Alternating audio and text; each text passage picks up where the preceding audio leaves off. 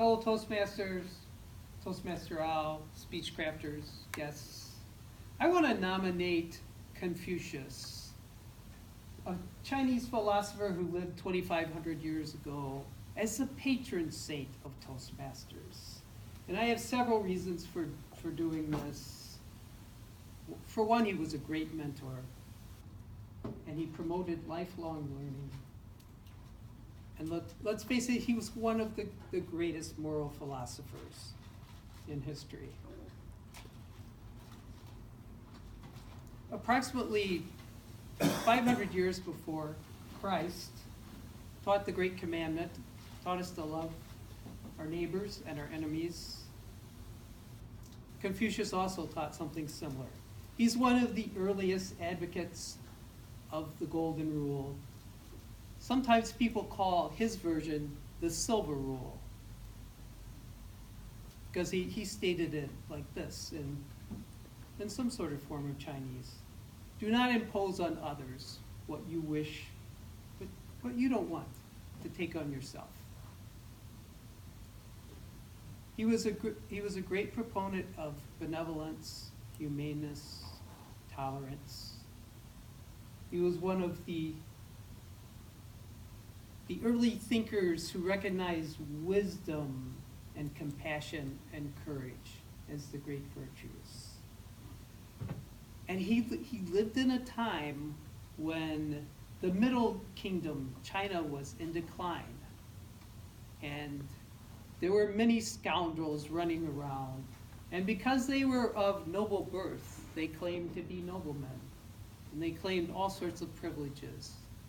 But he said, the real noble person, the real gentle person, is noble in conduct and character. And one of his great projects was to advance people to be like Toastmasters. People who come together, who cooperate, who give speeches, who learn from each other. He was one of the great mentors. His real goal was to be an advisor to a ruler and to help shape a state.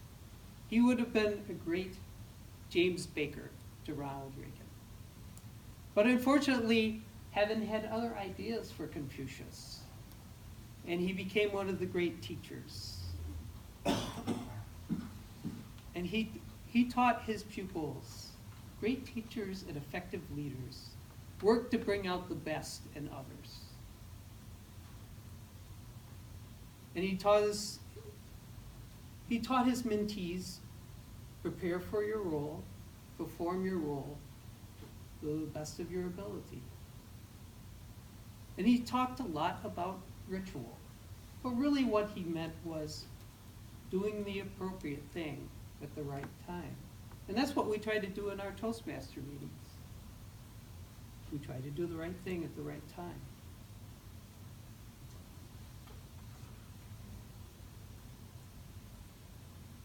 Throughout his life, he enjoyed learning and he enjoyed inspiring his disciples to pursue knowledge and to engage in creative thinking and critical thinking.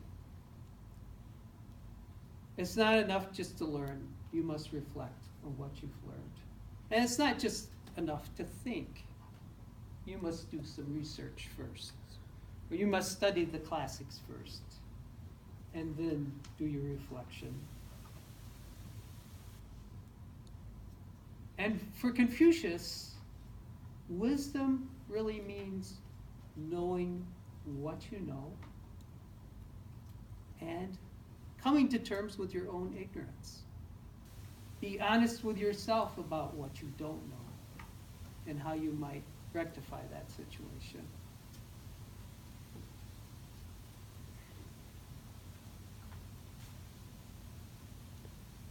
Confucius advised his students to always be observing others and themselves, and in particular to learn character traits and virtues from exemplary people. But also, do not despise those who may be ignorant, who may be misguided. Instead, pay attention to what they're doing and ask yourself, am I guilty of some of these things? Are there things that I see in this person that I despise because they're my weaknesses? Are those things that I can work on myself? So by correlating your weakness, by correlating the weaknesses of others with your own weaknesses, you can make moral progress, and you can also be more gentle with others.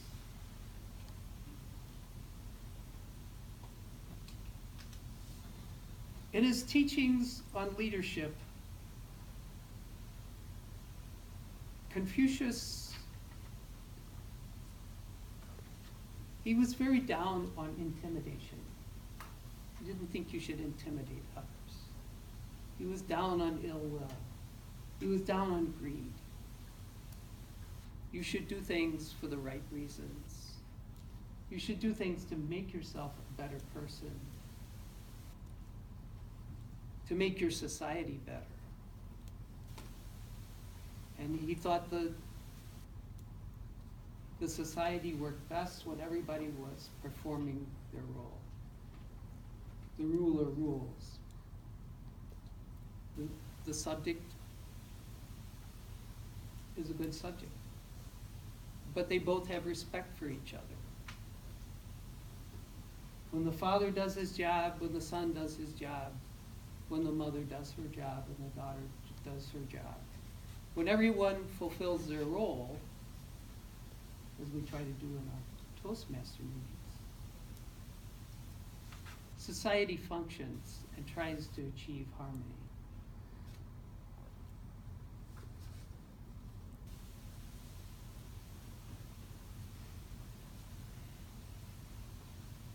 So his social vision of using ritual to promote the shared values of society are something that I think we try to apply in Toastmasters.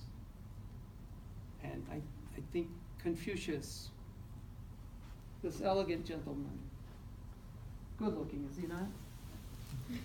I think he would approve.